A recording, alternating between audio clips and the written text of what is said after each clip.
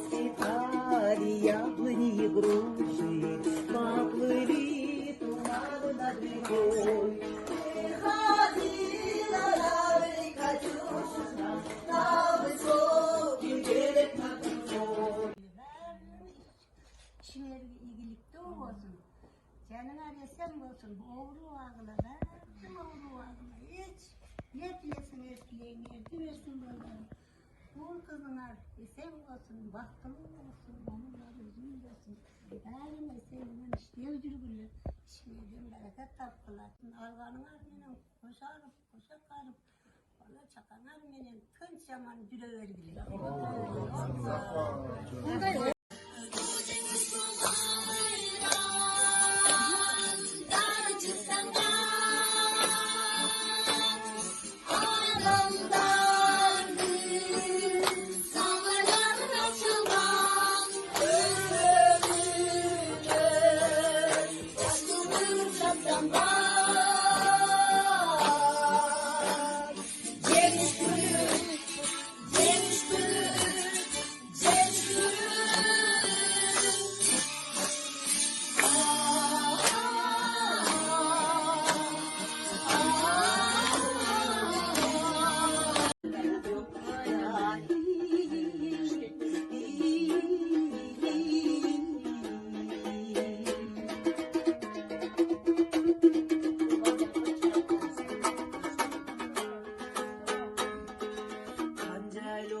Degende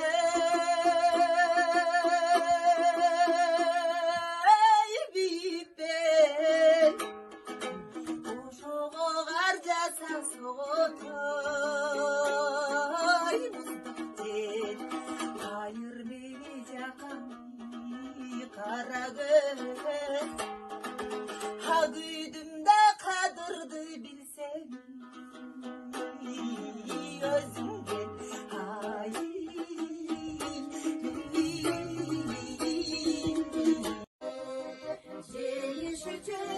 milyonlar göz yumur gelecektim aklarına vurur gelecektim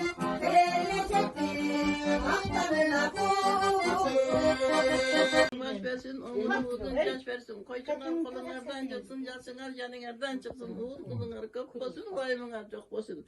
Ay cürgüle, aman cürgüle, cil cürgüle, esen cürgüle, alganıgan altın bol, altın başına aman bol, omuruna uzun bol, bardağına mutlu olsun. Hoş geldin şeker ballarım.